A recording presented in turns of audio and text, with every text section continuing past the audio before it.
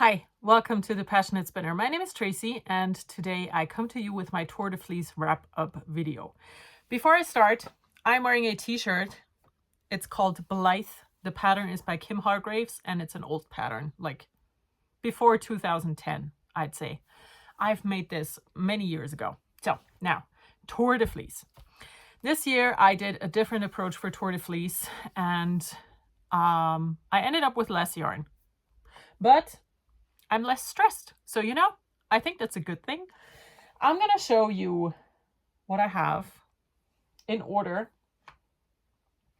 And then, let's just get started. So I have a pile. It's not a super big pile, but I do have a pile. Now, first skein of yarn is this one here.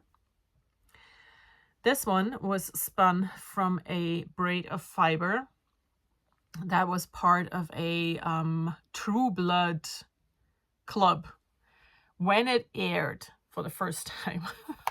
So, I've had it for a bit, right? I do not remember the colorway name. It's always been a quote from the show and very long, but this is Superwash BFL that I can tell you. I did a fractal spin, which means that I pulled the fiber apart like this in the middle and then stripped it like this, one of the pieces into 2 bits and the other one into 4. I ended up with 207 meters. It's a nice DK weight, I would say. That is 226 yards and my skein weighs 115 grams. And it's just, it was my starter skein. I started and finished this skein on the first day of Tour de Fleece. And it's just, it's pretty. I really like how it turned out. I think this will make a beautiful hat at some point. You see those colors, very, very nice. Then the next skein was the ugliest thing I ever spun. So for Patreon, right? I have been doing tutorials and a lot of things in the last few years. And this year I decided to do Tour de Fleece Roulette, where I used a book, flipped it open, it's wherever, and whatever was on the page, I would try. So my first thing that I flipped to was something called spiral boucle. I've spun a skein of real true boucle before with mohair, like a real boucle. And let's just say I did not enjoy the process as much as I would have loved. Okay? So, spiral boucle, like my face fell. I was like, oh my God. But I had decided to do this, so I spun spiral boucle, and it looks like this. It is the ugliest thing I ever created. So for the spiral boucle, you spin a boucle, and then you ply it with a fat single, basically. Yeah, this is what I came up with. And it's just not pretty. It's a mini skein. I saw spiral boucle and I decided, okay, mini skein. So what I did was I ended up with 10 meters or 11 yards and 34 grams. And this is it. It's just, ugh. I mean, you look at this. It's, ugh. No. It's just not pretty. So someone suggested I could knit a bird's nest out of this for a knitted bird, as a decoration piece. And I think that's the only thing that this could be used for. It's ugly. It's so ugly. And again, I did not enjoy the process a single bit. So after that, I needed a palette cleanser. So I spun bats. I had 4 bats. And I just wanted to do a quick, easy spin. And then I plied my bats with a commercial glitter yarn. And this is what I got. Oops. Here, these 4 skeins. And these I really love. I think they turned out so pretty. They were so quick to spin. It took like half an hour to spin each bat because I spun them, as you can see, into a fat single. And then just plied it with my commercial glitter yarn And yeah, I'm just going to show you one skein a bit closer. You can actually tell the structure of the yarn. It turned out really, really pretty. I like how it looks. It's super airy and soft and squishy. And yeah, I have 4 skeins. Let's see. Can I show them to you? Like this. So here are my 4 skeins. This is a total of 285 meters, which equals 310 yards. And it weighs 247 grams. I'm just really happy with this. I think I will use this to knit a sample for a shawl design of mine that will hopefully be released in the beginning of fall. And I think that this could make a very pretty sample for that design. So yeah, I mean, these turned out so nice. The bats were from Steffi's Wolle. She's an Austrian fiber person. And I got them on a D-stash. So yeah, here they are. These skeins. I think this is my favorite yarn from the tour this year because it turned out just so pretty. It was so quick and easy to make. It's just gorgeous, gorgeous, gorgeous. Then the next thing, after that, I wanted more normal spinning. So I used 2 braids of fiber. Both of those were BFL. And they were both from a German dyer called Rat der Zeit. But I don't think that they're still around. I don't know. I do know that I had this fiber for a long time. And there were 2 braids with similar tones. So I decided to do a combo ply where you just spin one braid, spin the other braid, ply them together. And this is my yarn. Isn't it pretty? It's so pretty. It's different shades of brown, dark muddy green, some dark maroon, a little bit of lighter blue. They're really pretty. I really love how these turned out. So this one, I have 470 meters. So it's a DK weight. That is 514 yards and it's 203 grams. So it's pretty, it's so pretty. You think what this could be? It could be a perfect contrast color for color work with a creamy natural white as the other color. I think that could look really good. But yeah. These are perfect. This is like my favorite way to spin, my favorite weight to spin. You know, it's just easy spinning. I love this. The next yarn that I did was another roulette yarn, and I cannot show you the finished skein because I sold it. It's already gone. But I used a different book for the second round, and I ended up on Coils. So I created a yarn with Coils, and it was very vibrant colors, but it's gone. But it had 230 meters if you're interested. So yeah, I cannot show it to you. It's gone. If you follow my Instagram, you can see it there. And if you follow my Patreon, you can see the whole creation video. I did a video for every single yarn that I spun. I made a single video for. So you can see it there. But here, it's gone. Cannot show you. So I did Coils. And then, because for the Coils, I used the Rose spinning wheel because that one has a bulky flyer. And I decided, okay, the bulky flyer is already out. Let's do more art yarn. And what I ended up doing is this. So this is core-spun that I spiral plied with another glitter yarn from my stash.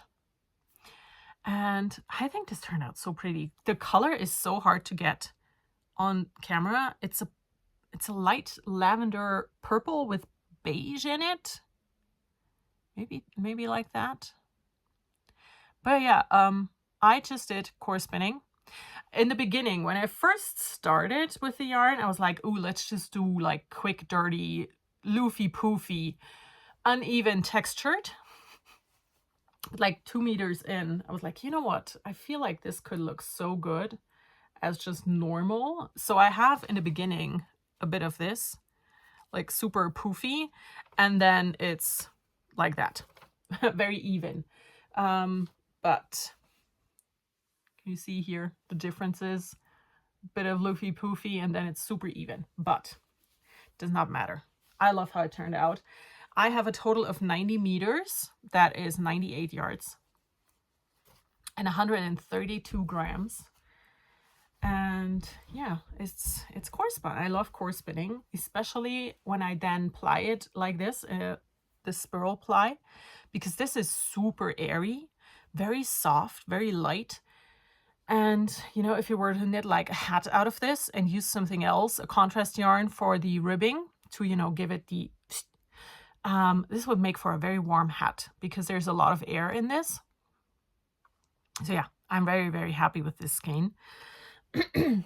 And the last finished skein that I can show you was the last roulette. So I did that roulette every Wednesday. And then the last week I used the book from the first week again, and I opened the book on a page that said Hawser plying, Hawser. Never seen that before, had no idea what it is. But, and this is crucial, the first sentence of the explanation is, this is a traditional technique to make rope. I now know why.